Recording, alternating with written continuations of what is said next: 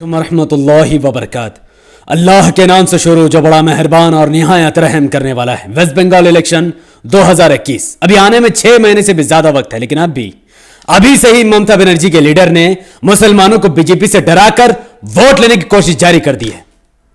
2, 4, 5, 10 seat Owaisi को देना है या फिर बीजेपी को रोकना है। जहां 2, 4, 5 सीट बीजेपी अवैसी को अगर देना है तो फिर बीजेपी को मौका देना है, बीजेपी को रोकना है, सांप्रदायिक शक्ति को रोकना है। आपस में तकसीम मत होइए। जहां हम तकसीम हुए हैं वहां योगी। आखिर क्यों पूरा देश का मुसलमान या फिर वेस्ट बंगाल का मुसलमान बीजेपी से डर के ममता बनर्जी या फिर राहुल गांधी को वोट दे? कब तक मुसलमान बीजेपी से डरता रहेगा? कब तक आरएसएस से मुसलमान डरता रहेगा? कब तक दंगा के नाम पर वोट मांगा जाएगा? कब तक हम लोग बीजेपी को रोकने के लिए या फिर आरएसएस को रोकने के लिए हर बार ममता को वोट देंगे और ममता के एमपी एमएलए काउंसिलर बीजेपी में जाते रहेंगे? यानी पूरी जिंदगी 70 साल से मुसलमान सिवाय कांग्रेस ममता बनर्जी को उसने किसी को वोट ही नहीं दिया है, और देने के बाद मुसलमानों को क्या मिला है? बदले में टीएमसी के वो एमएलए जो हमें डरा डरा कर वोट लेते हैं वो बीजेपी में चले जाते हैं। शुभेंदु अधिकारी ने मुसलमानों को बीजेपी से डराया, आज वोट लेने के बाद वो बीजेपी में जा चुका है। मुकुल रॉय ने मुसलमानों से वोट लिया, दीदी के साथ पूरा बंगाल का उसने दौरा किया था, लेकिन श्रद्धा फंड घोटाला करने के बाद वो बीजेपी में चला गया। 44 काउंसिलर ने ममता से मुसलमानों को डरा डरा कर बीजेपी से डरा कर मुसलमानों से वोट लिया और आज वो भी बीजेपी में जा चुका है। कब तक मुसलमान जाएगा? कब तक मुसलमान बीजेपी से डरेगा?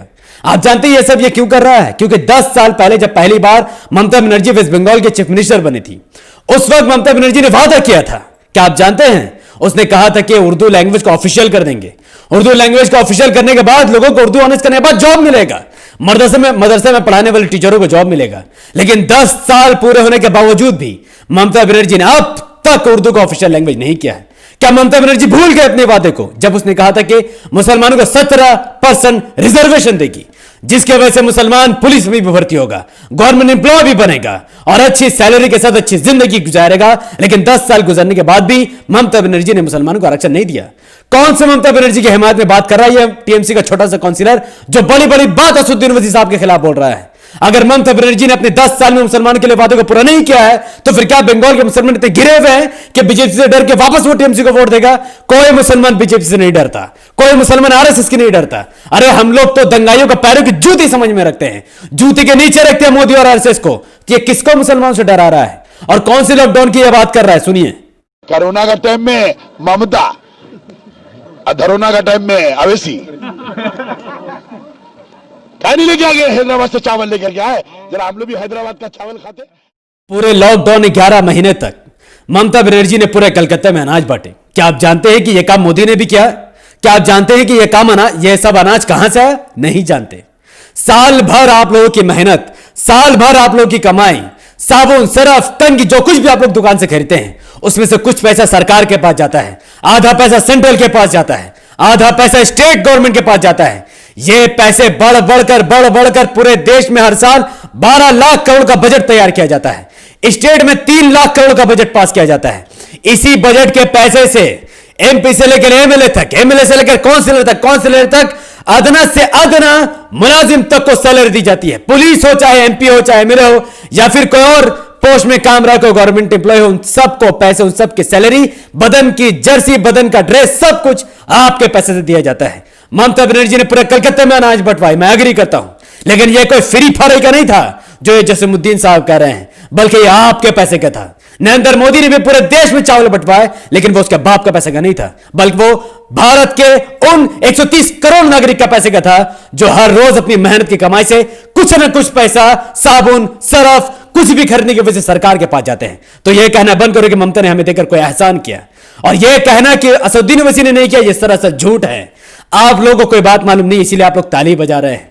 पूरे बंगाल में या पूरे भारत में जब लॉकडाउन हुआ था, सबसे ज्यादा वेस्ट बंगाल में अगर अनाज ममता ने बांटा है तो वो कलकत्ता में बांटा है। लेकिन ममता बनर्जी मालदा मुर्शिदाबाद जाना भूल गई, उन मुस्लिम एरिया में जाना भूल गए जहां पर मुसलमान भूखमरी से मर रहे थे।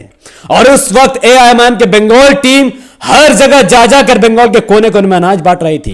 पूरे कलकत्ता में मेन शहर में तो हजारों एनजीओ ने अनाज बांटा, सिर्फ ममता बनर्जी ने अकेले नहीं बांटा। लेकिन जहां जहां मुसलमानों तक अनाज नहीं पहुंचा, जहां जहां दलित और गरीब हिंदुओं तक अनाज नहीं पहुंचा, वहां वहां अनाज एमआईएम के वर्करों ने बांटा है। हां, वो अलग बात है कि आप लोगों ने अनाज बेचकर अनाज को घर तक पहुंचाकर सेल्फी लेकर सोशल मीडिया में फैला दिया, लेकिन एमआईएम के बेचारे वो मासूम वर्कर जो अल्लाह की रजा के लिए यह काम कर रहे थे, उन्होंने सोशल मीडिया पर नहीं डाला। लेकिन आज जसीमुद्दीन साहब के कहने के बावजूद, उनके बाद यह साबित करने के लिए मुझे यह फोटो शेयर करनी पड़ रही है, जहां पर एआईएमआईएम मिशन बंगाल के तहत तमाम लोगों को घर तक अनाज पहुंचाएंगे, लेकिन सोशल मीडिया में इसका प्रचार नहीं किया गया क्योंकि उनके पेट भरने के लिए मेहनत की गई, ना कि शोबाजी के लिए। तो यह बात कहना कि 11 महीने तक ममता ने फ्री के अनाज बांटे, यह सरासर झूठ है। जनता के पैसे को जनता तक पहुंचाया ममता बनर्जी ने। ममता ने अपने जेब से पैसा दिया, ना ही जसीमुद्दीन ने अपने जेब से पैसा दिया, ना ही टीएमसी के फंड से ये पैसे निकले।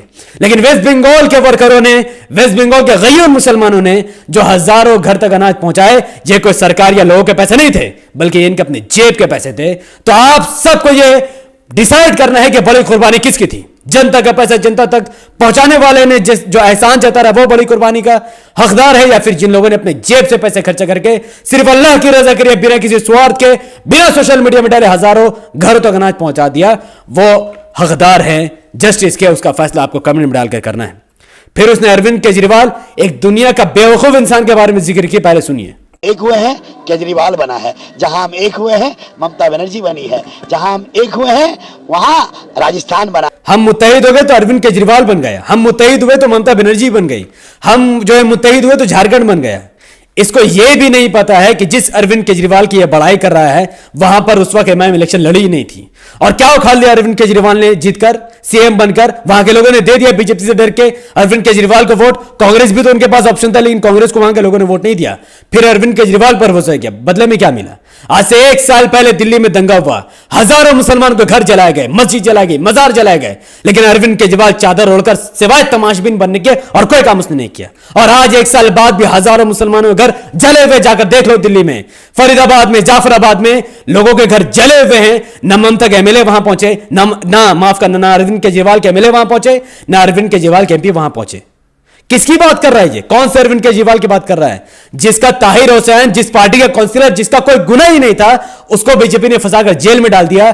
अरविंद केजरीवाल उसके पास नहीं जा रहा क्योंकि वो एक मुस्लिम नेता है, लेकिन आम आदमी पार्टी से टिकट लेके जीता था ना। कोई वैल्यू नहीं इनके नहीं मुसलमानों की, इनकी ये दुहाई दे रहा है।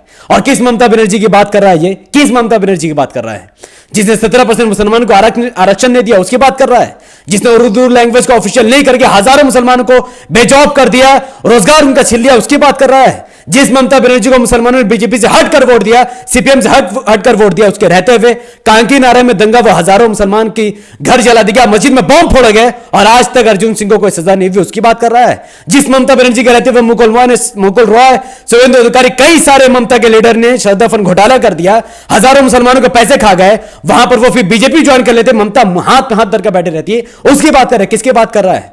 झारखंड, हरियाणा, बिहार की बात कर रहा है। क्या आप जानते हैं ये जिस बिहार की बात कर रहे हैं, वहां पर बिहार में सिर्फ असदुद्दीन ओवैसी ने इलेक्शन नहीं लड़ा था, बल्कि एमआईएम को हराने के लिए टीएमसी कूद पड़ी थी बिहार के किशनगंज इलेक्शन में, बीजेपी को जिताने की इतनी कोशिश की। आज ये आंकड़ा आपके सामने। जी हां, 2019 के बाय इलेक्शन में किशनगंज में आम आदमी पार्टी बीजेपी को हरा रही थी, वहां पर टीएमसी ने बीजेपी को जिताने की कोशिश की। आंकड़ा आप सबके सामने है। किशनगंज विधानसभा सीट एआईएमआईएम को 70,469 वोट मिले थे, जिनके प्रत्याशी कमरुल हुदर थे। उन्होंने सबको हराकर एमएलए का सबसे पहला खाता एमआईएम की तरफ से खोला था।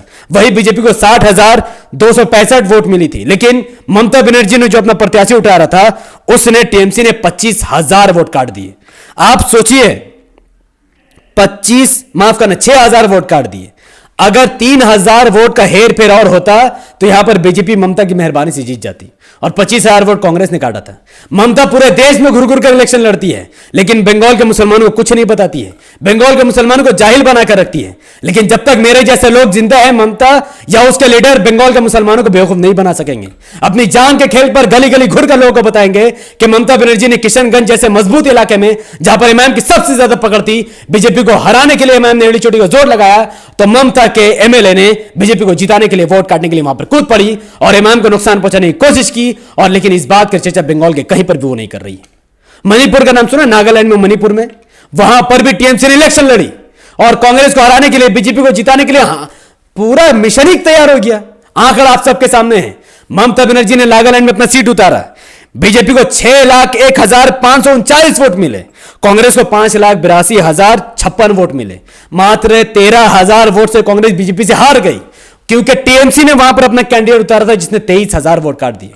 मैं आपसे पूछता हूं कि क्या टीएमसी को वहां लड़ने की जरूरत थी? क्या वहां पर कांग्रेस बीजेपी का मुकाबला नहीं कर सकती थी? उसके बावजूद भी टीएमसी वहां पर घुसी, कांग्रेस का 23,000 वोट काटा और बीजेपी को जिताकर बंगाल में आकर कह रही है कि असदुद्दीन ओवैसी बीजेपी के बी टीम है।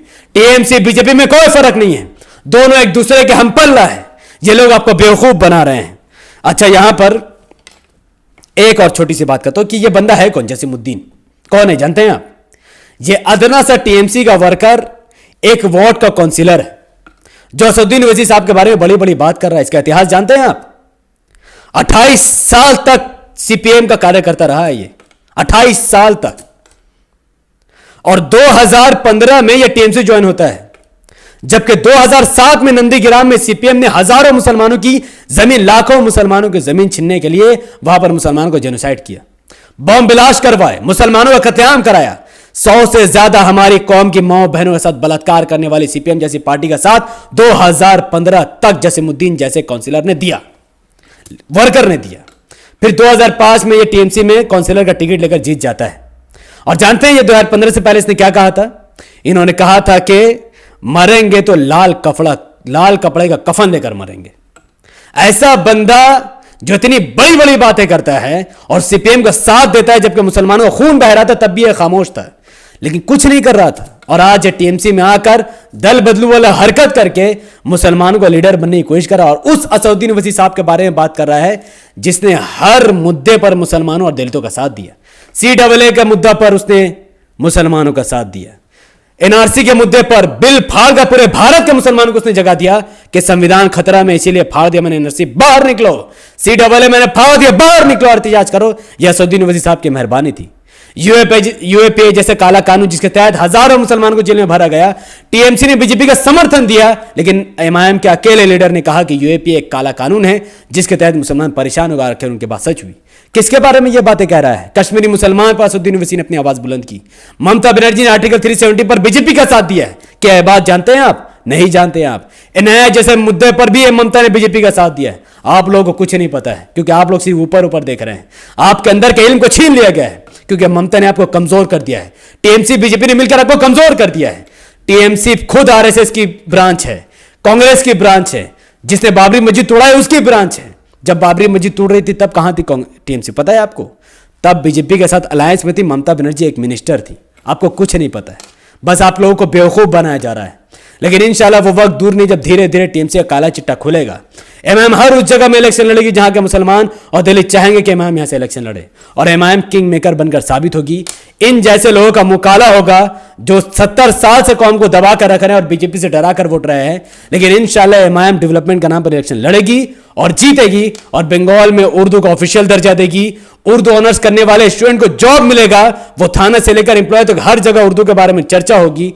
वहां के सो कॉल्ड जो लोग वकफ की जमीन खा रहे हैं उनको सजा दी जाएगी, कांकी नारा का हिसाब लिया जाएगा। और पूरे बंगाल में ऐसे स्कूल कॉलेज हॉस्पिटल खुलेंगे जैसा स्कूल कॉलेज हॉस्पिटल हैदराबाद में खुले हैं। तब जाके मुसलमान का विकास होगा, दलित का विकास होगा, और बीजेपी हारेगी, ममता भी हारेगी, और सरकार एमआईएम की बनेगी। उसमें कोई दो राय नहीं है कि हम अब भले से भी हम थोड़े हैं, लेकिन रसूलुल्लाह सल्लल्लाहु अलैहि वसल्लम भी उस वक्त थोड़े ही थे, उनके फॉलोवर थोड़े थे। लेकिन वक्त बदला, हालात बदले, मेहनत रंग लाई, दुआ रंग लाई, और हक का बोलबाला हुआ। इंशाअल्लाह बंगाल में भी ऐसा ही होगा। बहुत बहुत शुक्रिया। इस वीडियो को जसीमुद्दीन साहब जैसे अन्य काउंसिलर जो टीएमसी के चाटुकारिता कर रहे हैं उन तक पहुंचाने के लिए इस वीडियो को लाइक कीजिए, इस वीडियो पर कमेंट कीजिए, इस वीडियो को शेयर कीजिए, क्योंकि यूट्यूब के एल्गोरिथम के मुताबिक जब किसी वीडियो पर धड़ाधड़ लाइक, शेयर और कमेंट होने शुरू हो जाते हैं, वीडियो वायरल हो जाता है। और हमारे चैनल द पॉलिटिकल को सब्सक्राइब कीजिए, बेल आइकन को हिट कीजिए, और मुझे अपनी दुआ में याद रखिए। अस्सलाम वालेकुम व रहमतुल्लाहि व बरकातहू। अल्लाह की सलामती, रहमत बरकत तमाम भाई और बहनों पर हमें। अल्लाह भी पीस अपॉन अस।